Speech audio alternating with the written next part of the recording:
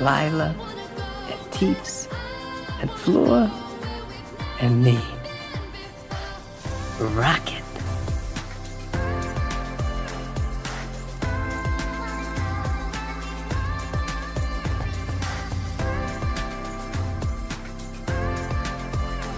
Boost! Fire! This has happened before. Advisor.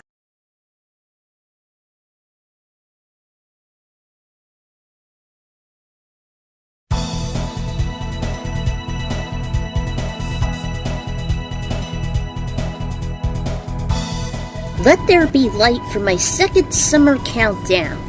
The runner-up after my Geokinetics list, and just in time for the fireworks to burst and the sun beating down on us. As the prefix implies, photokinesis is the ability to manipulate, bend, and conjure light. There's a reason why we have photography, which enables flashing and the absorption of light to make a picture. With that same power of absorption, refraction, reflection, or simple starlight gleaming, these are the majestic entries utilizing light from the sun, stars, and sometimes the heavens themselves. Unlike my other elemental lists, this was a very complicated project to make. And keep in mind that I'm never much of a magical girl fan. So it was sort of foreign, and it's just as sporadic as their own abilities. Also, if you happen to be epileptic or sensitive to light, you might want to take extra precautions. Light can be deadly on contact or on sight, so it's not for the faint of heart. Light up the festivities and shoot for the stars. Going hot!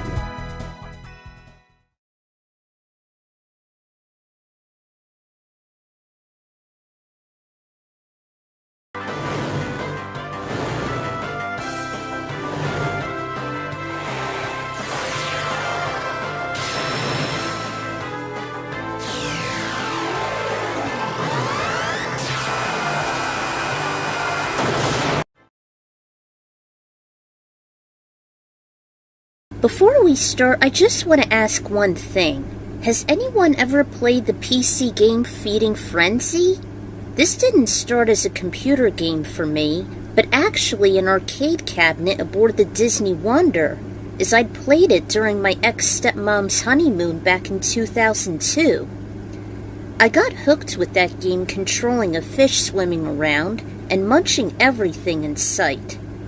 It wasn't till 2005 I've played it on my first laptop, and each fish had a unique ability. One of them was Eddie the anglerfish. He's a centaur-like anglerfish who often uses his bioluminescent lure to attract his prey, and the goal to this game is to strategically feed each fish, or melodian, enough prey to grow in size and strength in order to conquer their enemies and explore the many mysteries of the ocean floor. In Eddie's case, he uses his signature lure to not only attract prey, but to also guide himself through the murky depths of trenches and undercaves. He's just the only one to get the job done, even in the sequel, Shipwreck Showdown.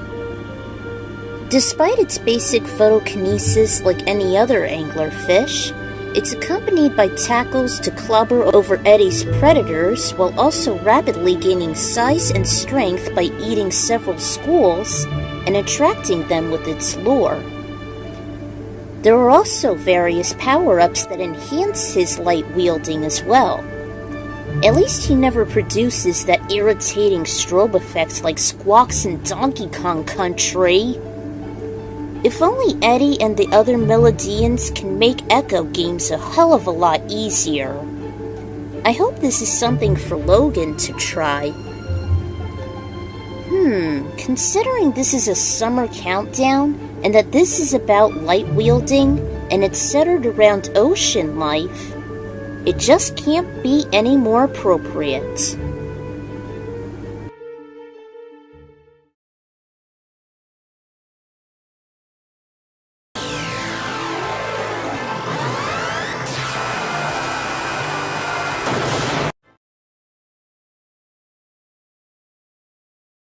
Chip was just imploring to be on this list.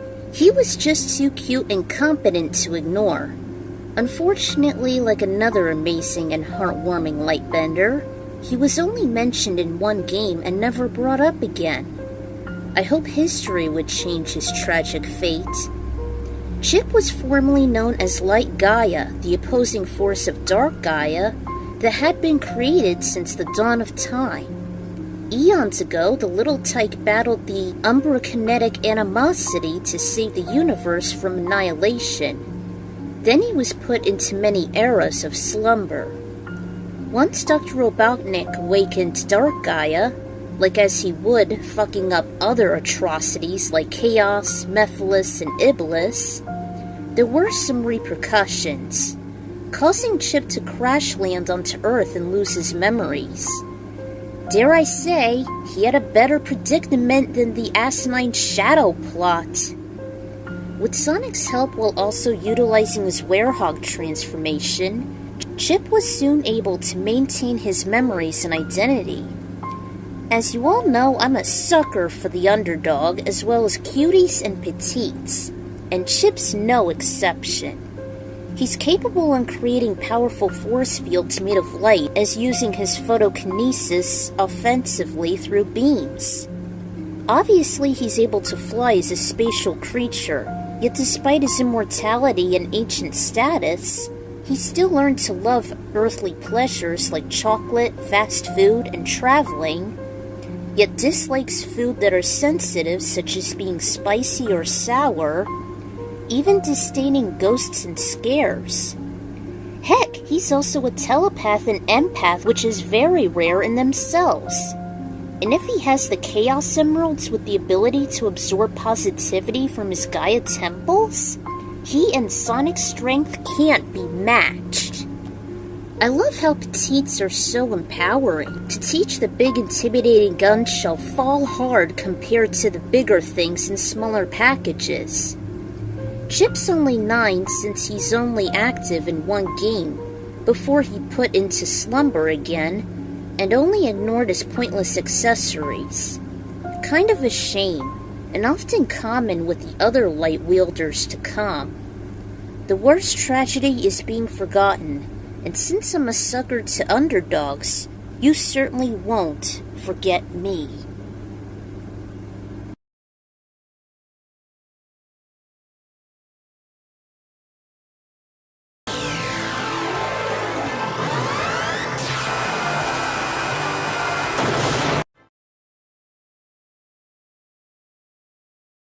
Alexander, the ginormous holy deity of Final Fantasy, was a difficult decision for this list. While I was brainstorming for choices of a lightbender, there were some white mages. However, they don't seem to wield just photokinesis. So, when I racked my brain for Eidolons, Alexander was the limited ticket. Unlike many, the fortifying angelic castle debuted in the legendary Final Fantasy VI, where the variety system and the Aeons went through the charts. Alexander is just a mountain of metal, often shaped as a fortress with massive angel wings, and is the only Eidolon of its kind possessing holy might. Whether attaining it from the possessed Scion to meeting him as the divine guardian of Castle Alexandria, to the Force denying a bravery from rising. Each trial has been nail-biting and intense, thus its immense power and size. Aside from preventing an opponent's bravery from increasing, his holy judgment's insurmountable, producing a massive wave of photokinesis that's capable of wiping out enemies, especially the undead, in one fell swoop. The only downsides are that I have limited experience, and unlike white mages, doesn't cure or heal. But nevertheless, Alexander is just hard to pass up.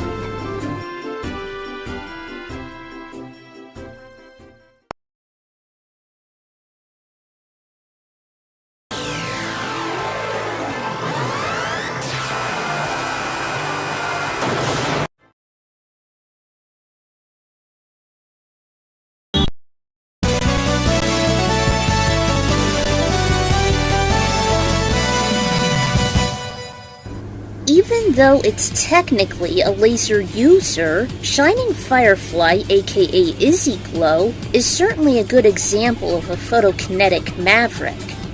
First of all, it's a dazzling firefly capable of producing light naturally, like any other insect. Its design is also sharp, with the red, yellow, and black armor. And above all, it's an engineer and technician capable of bending light. Unlike other Mavericks, I wasn't too crazy about its environment, and its attacks are pretty basic. It often tackles X or Zero while its arena darkens and flashes in the background like a lightning storm. It launches out a drone that's capable of flying and targeting the Maverick Hunters with laser flash, a streak of light horizontally. It's also able to possess its own laser both horizontally and vertically with its prism shot, and shoots out 8 balls of light across the floor, then retracting them to cause major obstacles and damage to its enemies. Lastly, I just like its name, Izzy Glow, based on the former Guns N' Roses guitarist Izzy Stradlin. Izzy was a good choice, and one of the most unique. Sometimes I wish they never had such a humongous downfall, making very selfish and meaningless decisions. Just like several YouTubers I know.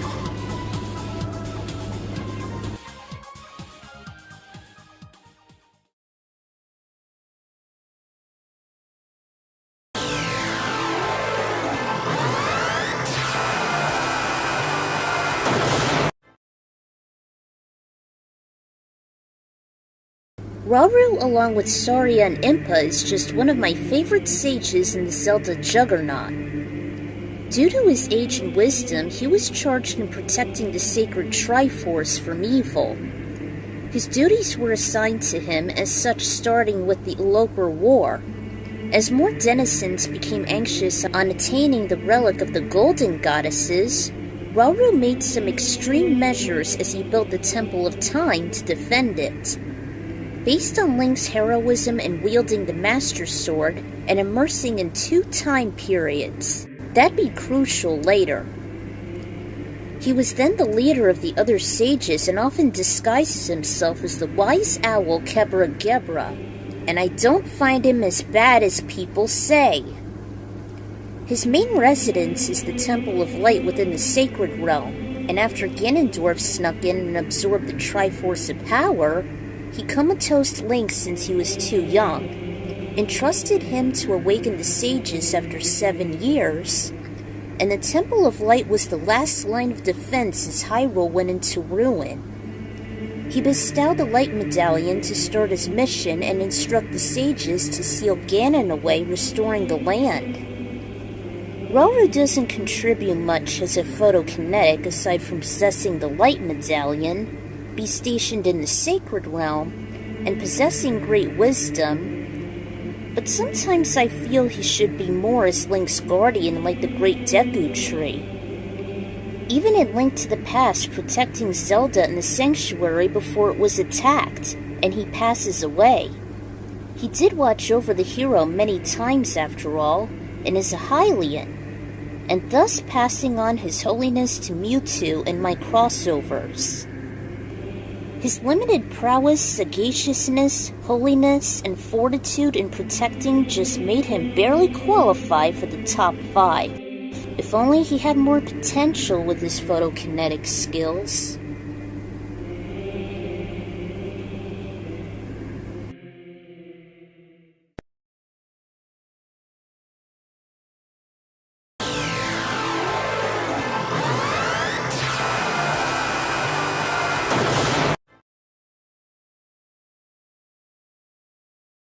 I know the majority of people would rather have Kotal Khan as their favorite brawler in Photokinetic.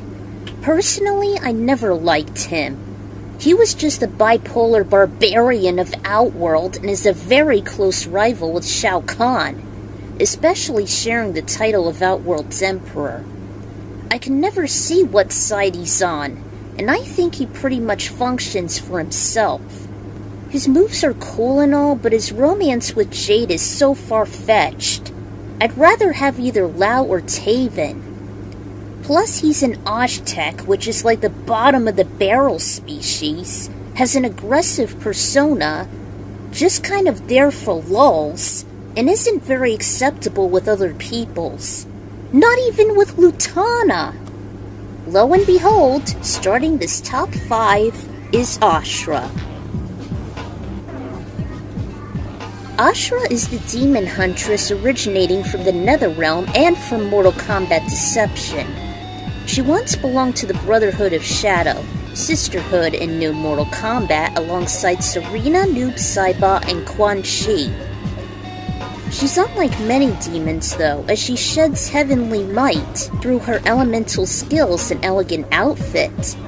She also carries the sacred blade, Chris, which is said to slay demons, thus helping her to emancipate from hell, even though it's actually the Datusha, a vampire slayer much to her rival Natara's dismay. She first met Shujinko and trained him to defend himself while looking for the Kamidogu, and she possesses photokinesis that are often short-ranged and difficult to control. New MK1 improved on her moveset though, and her role was slightly better too, even with her relationship with Syzoth. With Chris being able to purify souls, this was the source of Ashrah's photokinesis. She can shoot out energy spheres in a variety of directions. She can use the blade as a melee weapon. She also wields lightning similar to Raiden, but less fashionable. And unlike many considering she's a demon, she can also conjure dark matter to cause twice the damage with Chris in MK1.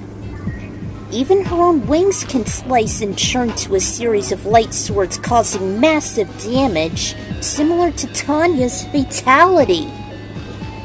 I wish she never ripped off a few of Kung Lao's moves though.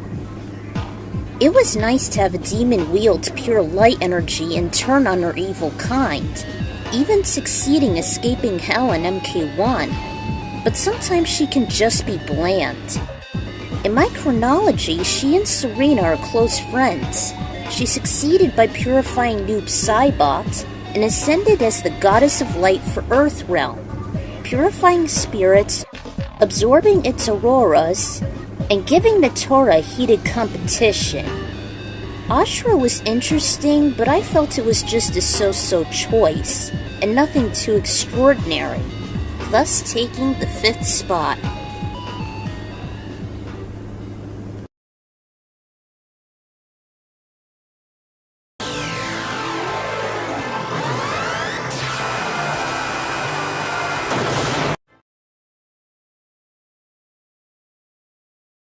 Another thing that came to mind as I was thinking critically was the Holy Cross that Dante possessed. Just like Chip and a couple other contenders, it's another divine figure possessing photokinesis. Dante often uses his physical strength, his death scythe, and various items in combat. But his most sacred possession was in fact the Holy Cross. As Dante left to fight the Crusaders, his beloved Beatrice gifted this sacred relic to him. Whether in the world of the living or traversing through hell, purgatory, and heaven, it was always in his bosom, even when he committed some dirty sins. I'm surprised it still worked for him. Like many possessing light-bending might, Dante uses the cross to perform holy deeds, such as lighting his way through the Inferno, or absolving many of the damned, including his mom, who committed suicide. Even though Dante broke his promise to forsake the appetite of the flesh, it was still able to help bring Beatrice back to her senses after swallowing the seeds of doubt, as Dante promised to give it back to her once he won the Crusader War. Nevertheless, he still possessed it through the rest of the Divine Comedy that EA failed to accomplish. The cross was a tad inspirational that I even made some plot points of the Inferno into my missing episodes of Sleepy Hollow. Only there it was Jenny Mills holding it, and also being the centerpiece of the sacred virtues with her possessing faith. Legend had it was crucified onto it with his blood, making it eternally holy, capable of stunning the damned, restoring faith to Team Witness with their guiding virtue prudence divided, empowering all the virtues, and even making a few demons repent and ascend. Even have Ichabod get back to his senses after freeing Lucifer. Even though I'm not religious, the cross, and even the legends involving Dante can be very empowering.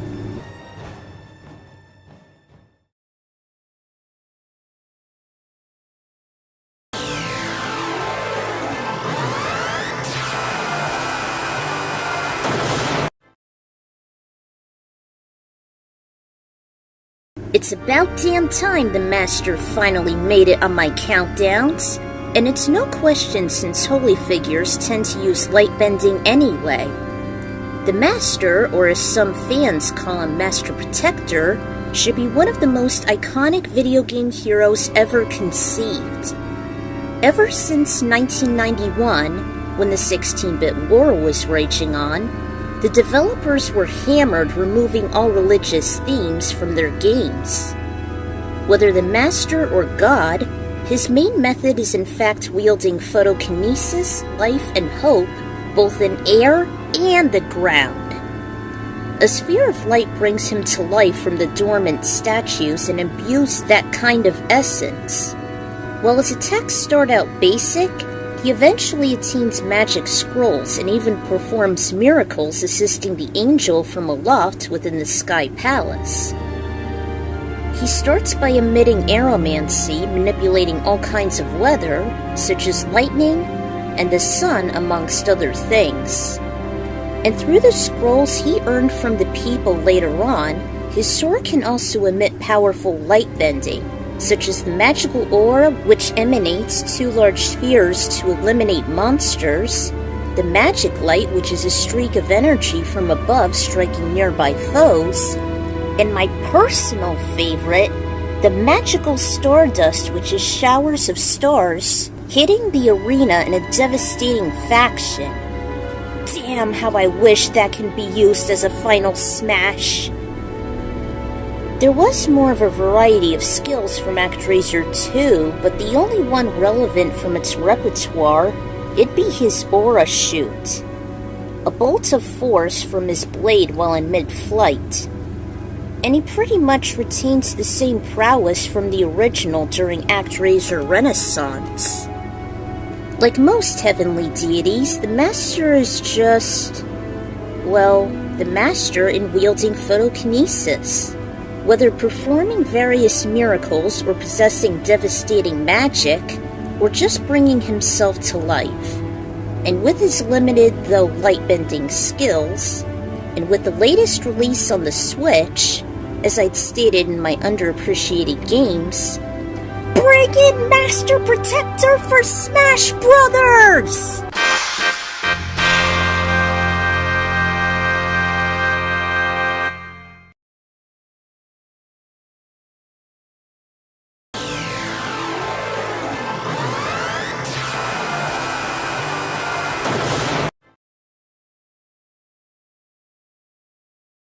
When it comes to light wielding in the Pokemon series, it's always been complicated, because there was a variety of usages for several elements. Whether it be synthesis and solar beams in conjunction with chlorokinesis, or flashes illuminating passages from bugs, or producing defensive walls involving psychics and electrokinetics. It wasn't until Gen 6 where it was more centric on the fairy types. With all those aforementioned capabilities, it was meant to be the polar opposite of ghosts and umbrokinetics after all. With that specific type, which held the sacred candle? Necrozma was the golden standard of a photokinetic Pokemon. which was surprising considering that Gen 7 was the point in which I began to lose interest in the franchise. It's the almighty and powerful fairy-type legendary, and is also the mascot of Pokemon Ultra Sun and Ultra Moon. It was also known as the creator of the complex sea crystals, as well as the architect of the totem guardians throughout Alola. It may sound like a benevolent deity, but just like any of the Ultra Beasts, it's really the main antagonist of the sequels and an immense tool of divine punishment. Just like Ashrah, Sir may just as well be a dark fairy as a magical being capable and possessing both light and darkness. Remember in Gen 5 that Kyurem can merge with the other members of the Tau Trio, as they used to be one being? Well, it's the same case, as Necrozma could assimilate either Solgaleo with its Duskmane merger, or Lunala with its Dawnwings merger. It's known as the Prism Pokemon for various creepy reasons, and Prisms themselves possess light. It has its ability Prism Armor, which, while it's an exclusive, it's nothing too special. However, as it mainly functions like an assimilating virus, is where it truly shines. Its main Prism form, known as the Blinding One, is capable in battle and possesses basic photokinesis, mostly as a black hole absorbing light and shooting out lasers. After absorption of Solgaleo, it possesses both dark and light traits, increases its attack power, and shoots out black light from its body and increases the Lion Z move. From Lunala, it shoots out dark light from its wings rather than its mane and tail. It actually increases in special attack in contrast to physicality, but its ultimate form is truly its magnum opus, even more than the fake Space Goat. By holding an Ultra Necrozium Z, it can wipe out everything in sight with its own signature move, Light That Burns the Sky. This Psychic Draconian type can kick Arceus off its overrated hooves and possibly be the new god of all Pokemon. It can just be inspired by Kefka's God of Magic, Culex, and even safer Sephiroth. Just like Blaze in Mortal Kombat, it's extremely hostile.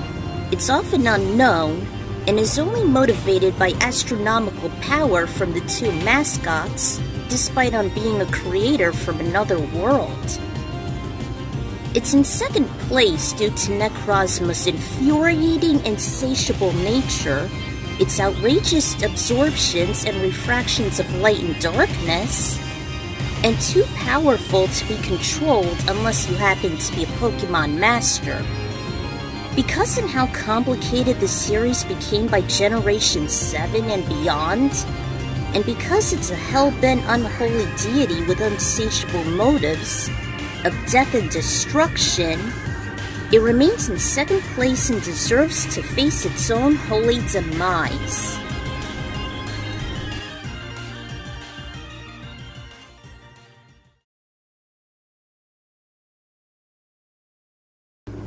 Alright, we counted down 9 potent Lightbringers. But before we get to the brightest star ever, let's have the honorable and dishonorable mention shoot to the skies.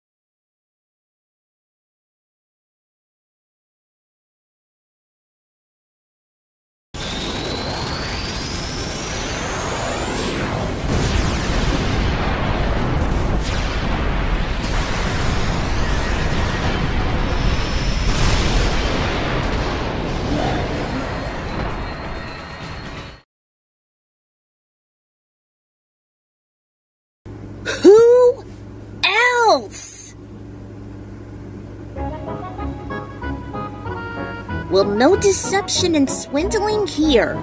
Geno from Super Mario RPG has reached the lead as my all-time favorite photokinetic. There was no denying that. Whether it be made by a wish or not, especially since the Switch did its own remaster. Geno is often classified as a star capable of granting a person's wishes, and also a resident of the majestic Star Road. Maybe I might include that in my lunar levels one day. When the passage was broken by an attack by Smythe and his weaponized troops, Geno took on the investigation. After Rose Town was invaded by Bowyer with his paralyzing arrows, a new wooden doll similar to Pinocchio was played by Gaz, along with his Mario, Peach, and Bowser dolls, and by the time he slept, Geno took the new doll as a vessel and left into the famous forest maze. After some tricky navigation, Mario and Mallow recruited him, and he's been a powerful champion ever since. As a star and denizen of the Star Road, Geno's main method is indeed photokinesis. Stars are meant to be distant suns after all, and Geno exceeds. As he levels up, he learns a plethora of awesome moves, like Mallow and is very balanced. It's almost like a battle style of a wizard possessing magic offensively and defensively. From a simple beam of energy, to raising the group's defense and attack power, or similar to Frieza's Destructo discs, or turning into a plasma cannon, or producing his own holy judgment. Each ability is consisted of pure energy and light, and Geno never disappoints. He's one of the few party members to have him around throughout the whole game, hardly ever replacing him with anyone else. Just like with Pinocchio, Geno is also capable on granting a person's wishes, like with Gaz wishing his new doll real, hence his existence, and soon helping out the team to defend both worlds from Smythe and his destruction.